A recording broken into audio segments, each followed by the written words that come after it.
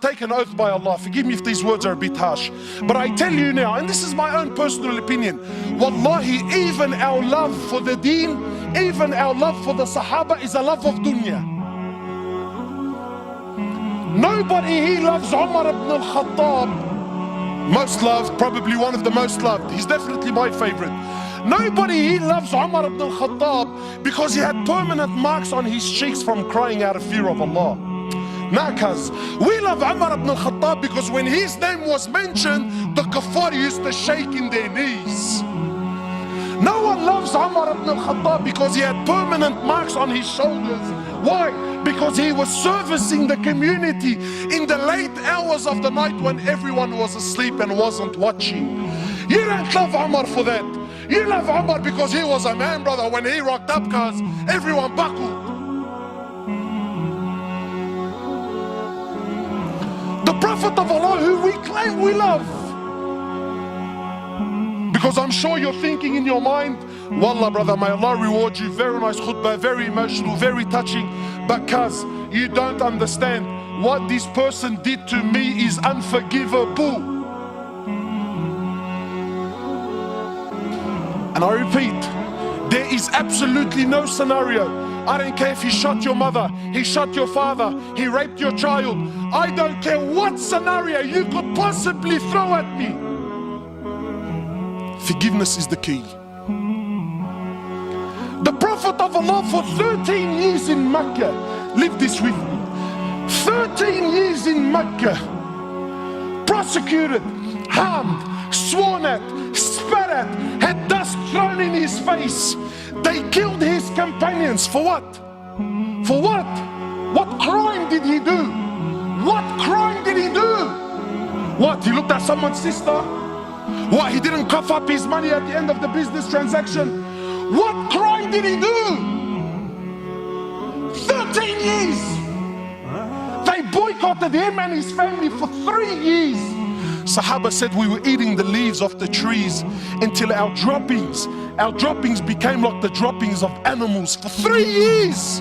For what? What crime? They divorced his daughters.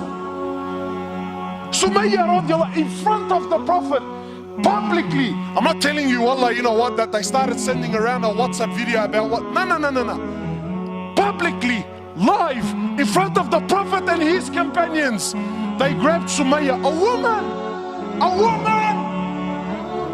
They grabbed her publicly. They opened her legs in front of her husband and her son, and they rammed a spear into her private parts until they killed her. They exiled him from his land, Mecca, exiled him for 18 months in Medina. 18 months he was crying. Why? Because he was missing the Kaaba so much. They stabbed his pregnant daughter. As a result, she lost her child. 8 or 6, a few months later, she ended up dying in Medina.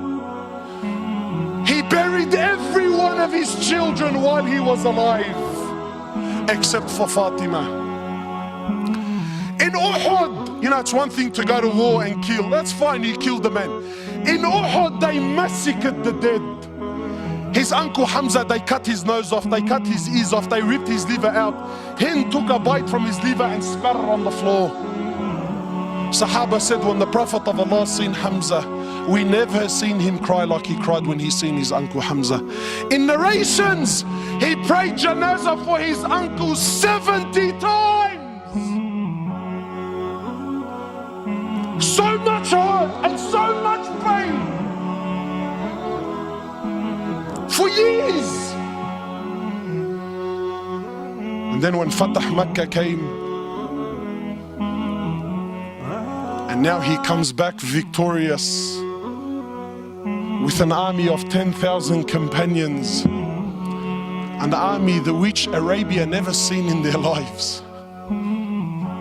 Men who at the drop of a word were happy to give their lives just to see him smile. He enters into the Haram of Mecca, 10,000 soldiers surrounding, and those people that harmed him for years and years and years, not Muslims. And I'm asking you to forgive your Muslim brother.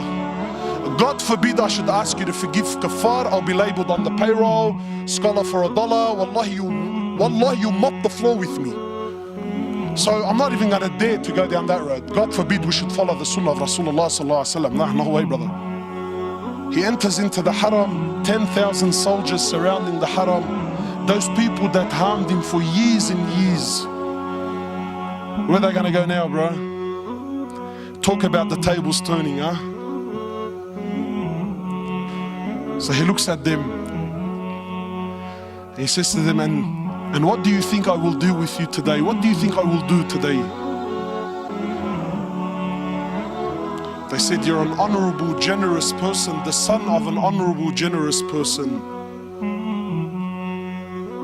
The Prophet of Allah turns around and says to the kuffar, اذهبوا فأنتم الطلقاء. Go, every single one of you are free, I forgive you.